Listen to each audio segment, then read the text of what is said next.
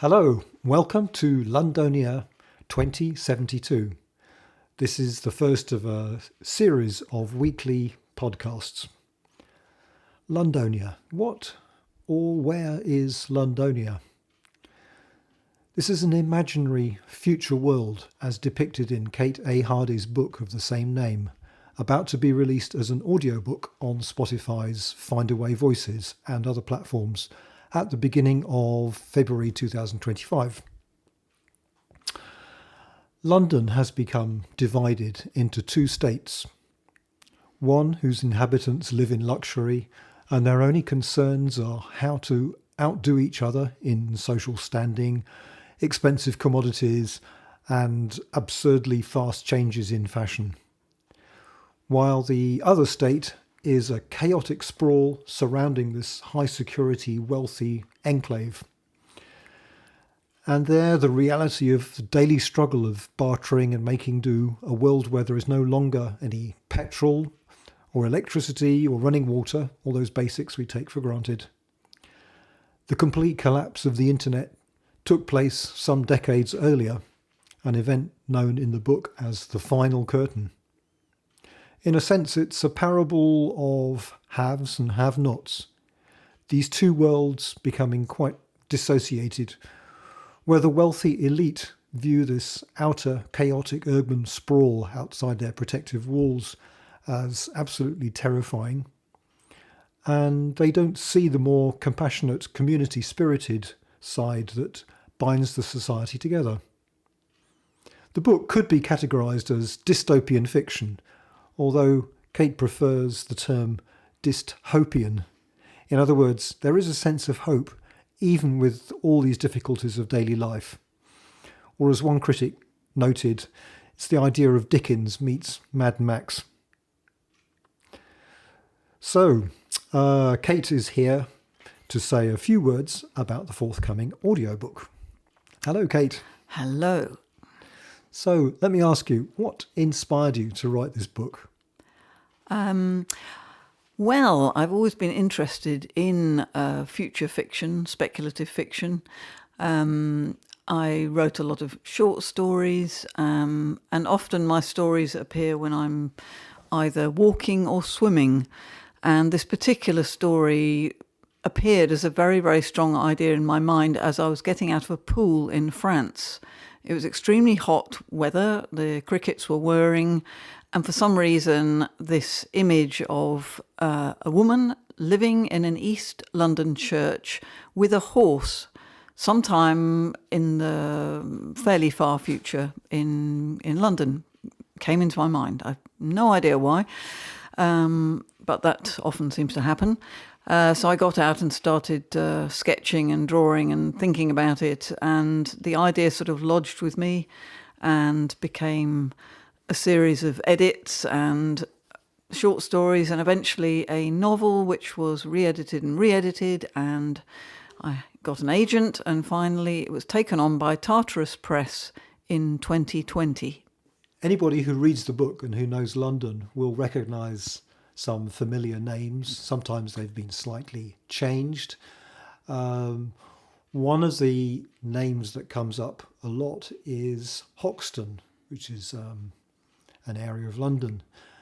But in your book, Hoxton is a character. Could you say a little bit more about this person? Well, she's actually the central character, but I can't tell you an awful lot because that will rather give the story away. But our heroine appears in the story sort of hitting the ground running, as it were, which a lot of my writing does tend to sort of throw you into the action straight away.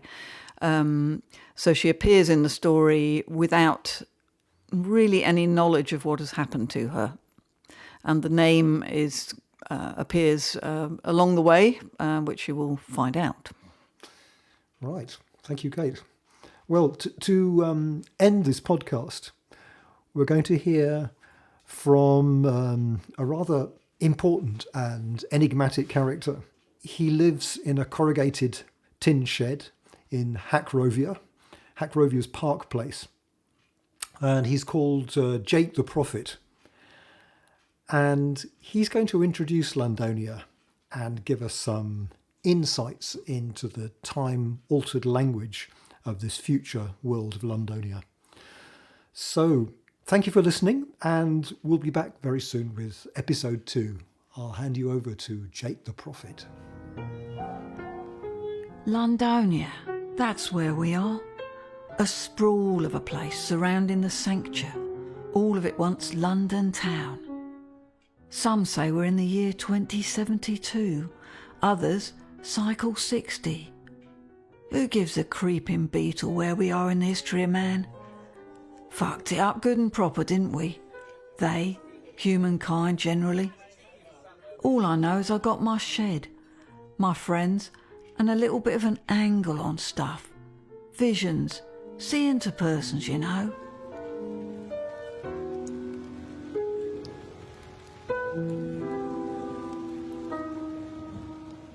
Any Lane isn't so much about me, this audio tale, more about Hoxton and her life.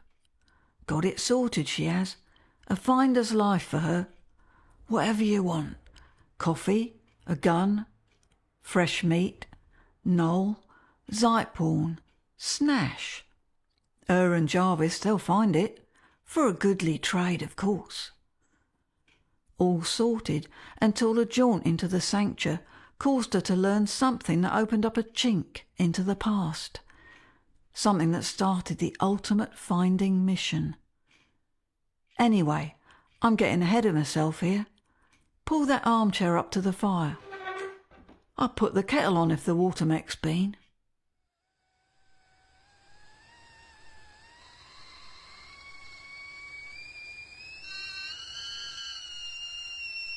While we're waiting for the tea to brew, I might tell you a few words of this era. Language changes, you know. Alley, let's go. Bed swerver, from Shakespeare, meaning unfaithful. Shawdy, warm and cosy. Clashers, Londonia's most feared gang. Clock face, minute or hour. Cycle, element of time, approximate to the old hour, year, depending on the situation. D'accord, or dac. Okay, all right. Darking, any time during and after dusk. Felty, a cloak-like recycled woolen garment. Foitling, general Londonian swear word, origins not known. Fragter, one who creeps up on persons. Free-for-all, occasional and spontaneous giving away events. Freudly, cold. Glory pie, fruit tart of anything available. Gosses, kids. Gins, jeans. Napper, generic term for garment made of boiled down wool. L'enfer, hell.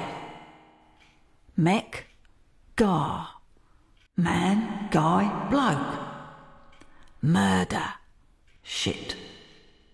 Mirror dame, fortune teller. Mixie beast, rabbit, squirrel, hedgehog pie with potato crumble top.